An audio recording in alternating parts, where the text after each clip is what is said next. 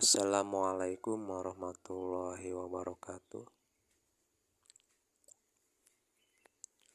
Untuk video kali ini, saya akan menjelaskan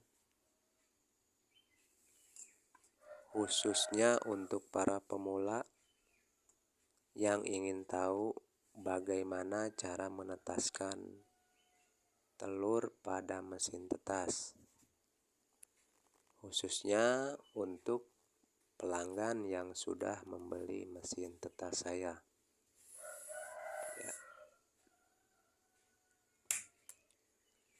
Sebelumnya kita nyalakan tombol powernya ya.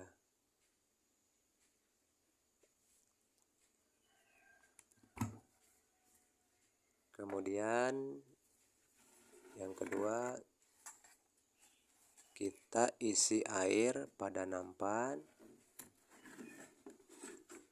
Untuk pengisian air itu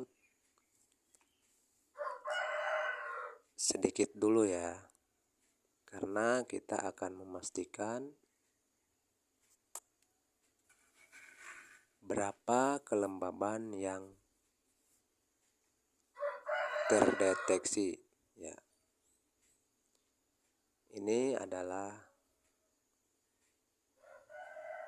hygrometer ya, untuk mendeteksi kelembaban pada ruang mesin tetas.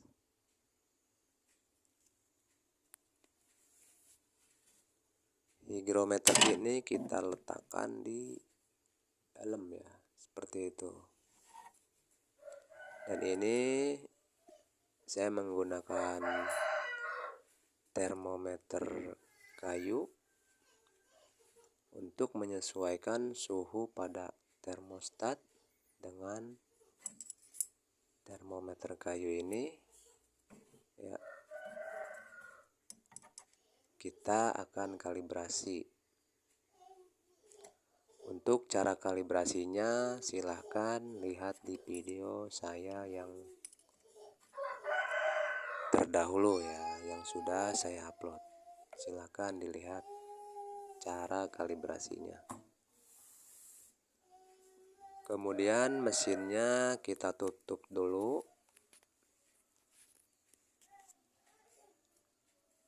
Kita pantau untuk suhunya sudah normal apa belum.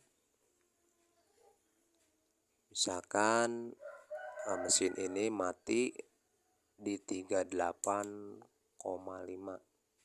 untuk suhunya ya, dan akan menyala kembali di 37,0 derajat Celcius ya. Setelah terlihat normal, kemudian kita pantau untuk kelembabannya, apakah sudah dapat atau belum. Misalkan untuk telur ayam kita membutuhkan 50 sampai 60 derajat Celcius ya. 65 itu sudah bisa, tidak masalah ya.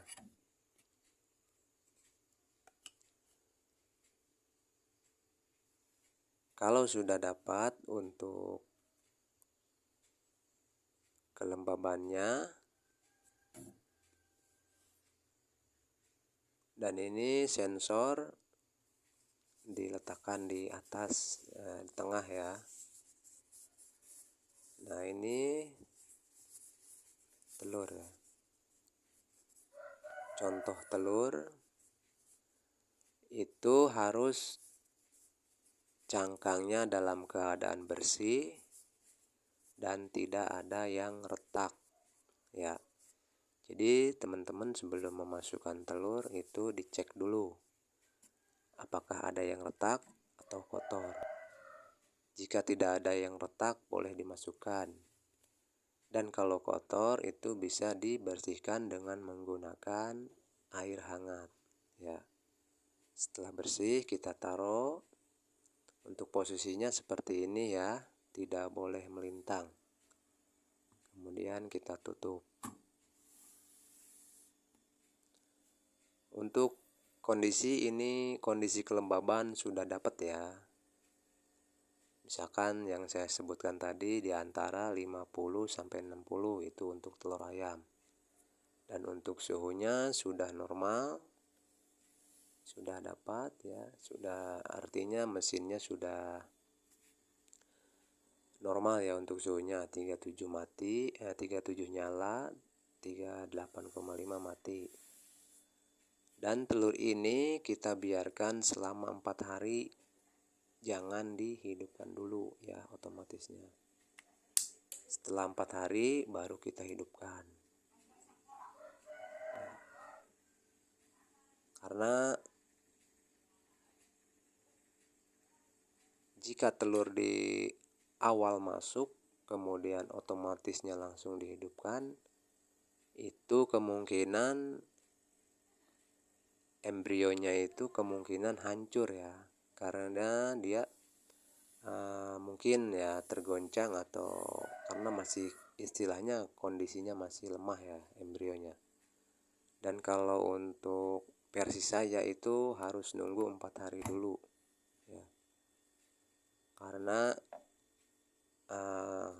kalau sudah 4 hari perkembangan embrionya mungkin dia lebih kuat ya. Jadi ketika telur dibalikan itu tidak masalah, seperti itu ya. Kemudian setelah 4 hari kita cek, kita teropong apakah telurnya itu fertil atau infertil, yaitu akan terlihat di usia 4 hari 5 hari ya. Kita teropong dan setelah terlihat embrionya hidup, kita masukkan kembali. Dan jika telurnya infertil atau tidak subur ya, itu dibuang saja. Jangan dipaksakan masuk pada mesin tetas, karena nanti telur bisa meledak ya, seperti itu.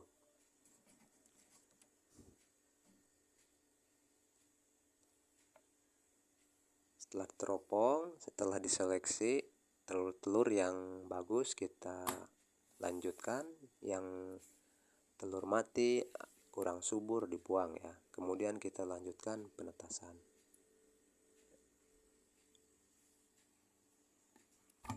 Setelah itu misalkan nih ya, untuk kelembabannya turun, kita tambahkan air, nampannya ya, diisi air lagi karena air akan berkurang ya. Dan jika suhunya tinggi, maka air itu maksud saya kelembabannya tinggi, airnya dikurangi. Jika kelembabannya drop, maka air ditambahkan ya, seperti itu.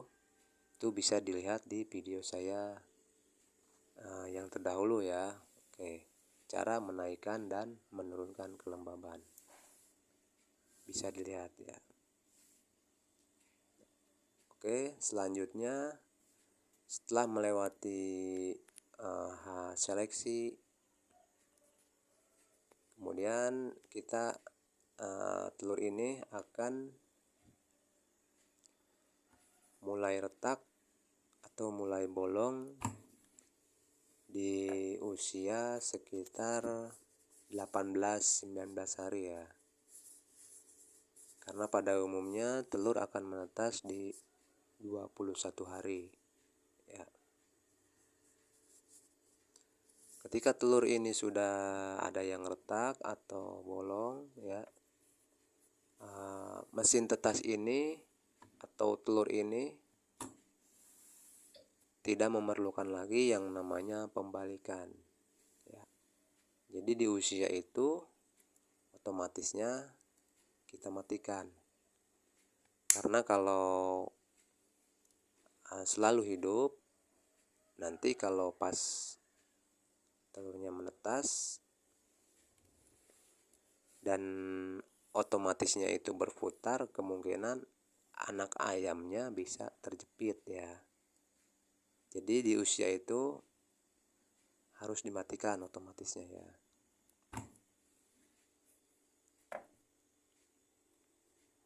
Seperti itu ya, jelas ya, dari awal sudah saya jelaskan.